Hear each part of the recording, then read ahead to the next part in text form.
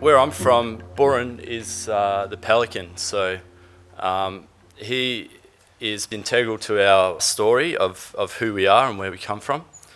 And with this project, we wanted to bring that idea of that knowledge through and pass on this knowledge that was passed on to my pop, who can't actually be here with us today. He sends his apologies. That was passed on to him by his elders in the traditional way. So that's what this project is about, teaching young boys and family about this knowledge that they should know. The reason I got involved with this project is because, I guess growing up in the country, I always felt there was a little bit of a lack of connection in the community between European Australians and Indigenous Australians, and I was always curious about the history and about Aboriginal culture. I guess when we talked about making a canoe, my initial reaction was to document the process and kind of, I guess, have a bit of a white man's kind of look at it.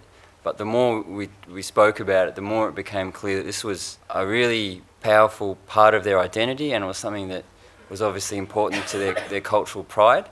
And it was also kind of like privileged information that was passed down between people.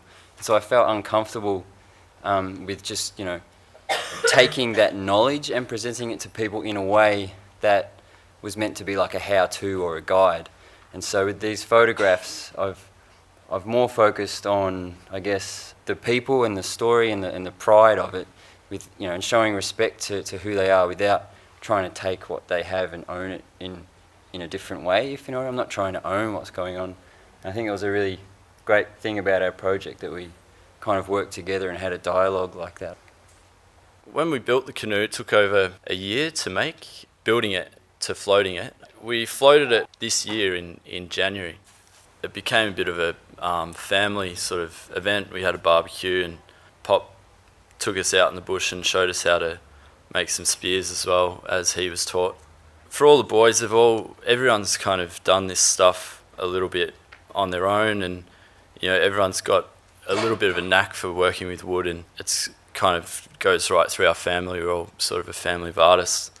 But to get that hands-on knowledge and guidance from an elder to show you how to do this stuff it's everlasting for everyone. That you'll never forget that knowledge. So.